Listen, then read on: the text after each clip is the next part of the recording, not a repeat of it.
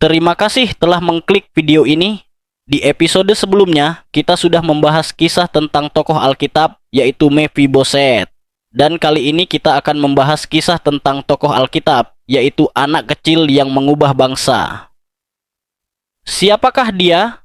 Tetapi sebelum itu, jangan lupa untuk subscribe channel ini supaya bisa lebih berkembang lagi ke depannya.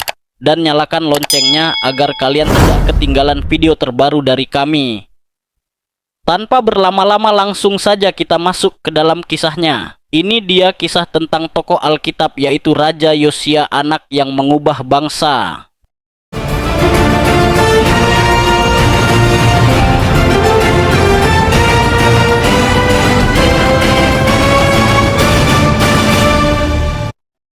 Bayangkan, seorang anak berusia 8 tahun tiba-tiba menjadi raja.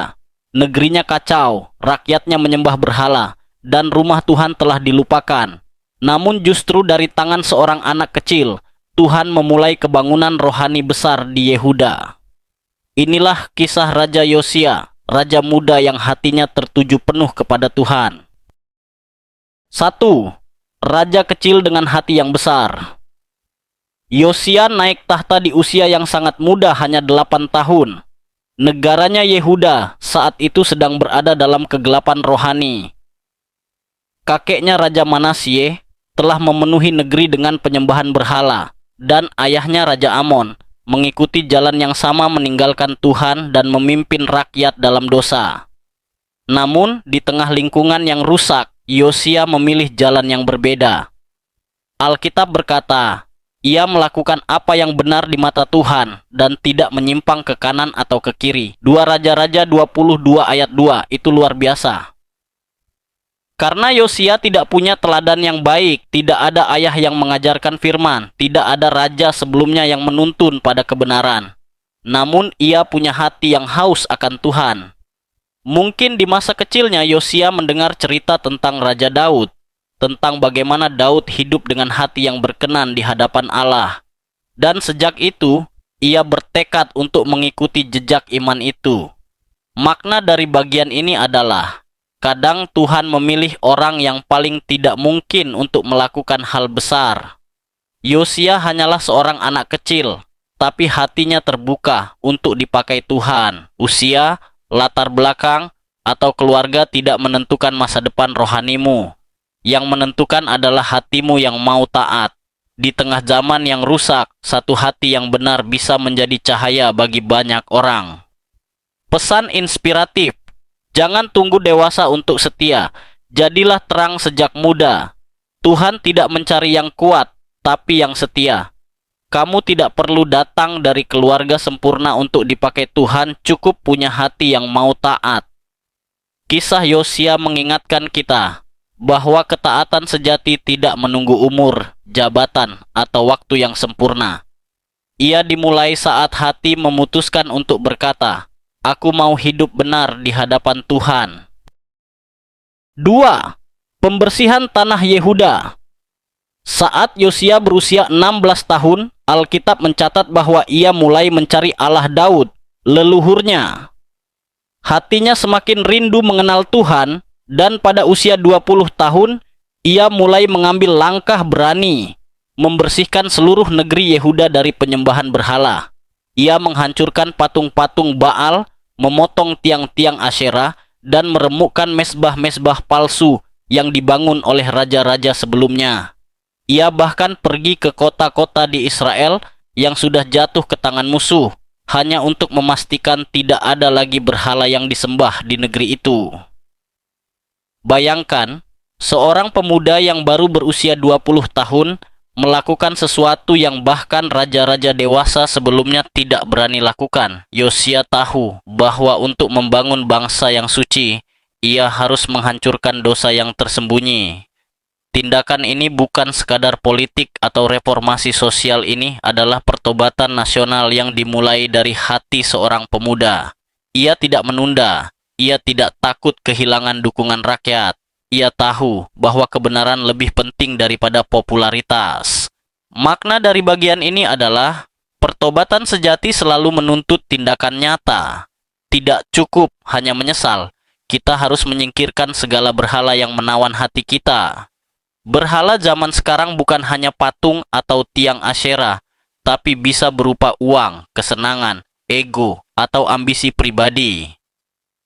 Yosia mengajarkan bahwa iman sejati adalah keberanian untuk membersihkan hati dari segala hal yang menjauhkan kita dari Tuhan. Pesan inspiratif.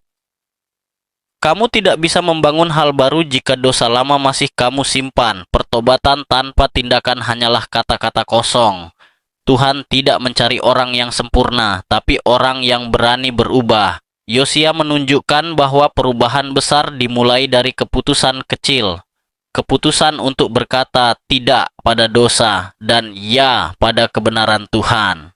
Dan dari satu keputusan itu, kebangunan rohani pun mulai terjadi di seluruh Yehuda. 3. Ditemukannya kitab Taurat. Setelah membersihkan negeri dari berhala, Raja Yosia memerintahkan agar bait Allah diperbaiki. Bangunan itu sudah lama rusak karena ditinggalkan dan dinajiskan oleh generasi-generasi sebelumnya. Saat para pekerja sedang memperbaiki rumah Tuhan, Imam Besar Hilkia menemukan sesuatu yang luar biasa, kitab Taurat Tuhan yang telah lama hilang dan dilupakan bangsa itu. Kitab itu kemudian dibawa kepada Raja Yosia. Ketika kitab itu dibacakan di hadapan sang raja, kata demi kata menembus hatinya seperti pedang. Ia mendengar perintah Tuhan dan menyadari betapa jauh bangsanya telah menyimpang dari jalan Tuhan.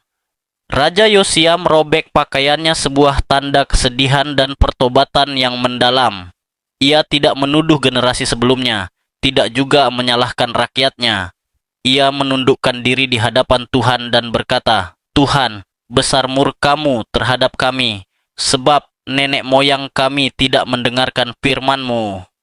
Di hadapan semua orang, Yosia menunjukkan hati seorang pemimpin sejati, bukan yang sombong dengan kuasa, melainkan yang tunduk kepada firman Tuhan. Makna dari bagian ini adalah, firman Tuhan adalah cermin bagi jiwa. Saat firman dibacakan, Yosia melihat dirinya dan bangsanya dalam terang kebenaran Tuhan. Banyak orang bisa sibuk melakukan hal-hal baik, tapi lupa bahwa tanpa firman Tuhan, semua kehilangan arah. Pertobatan sejati dimulai ketika hati disentuh oleh kebenaran firman.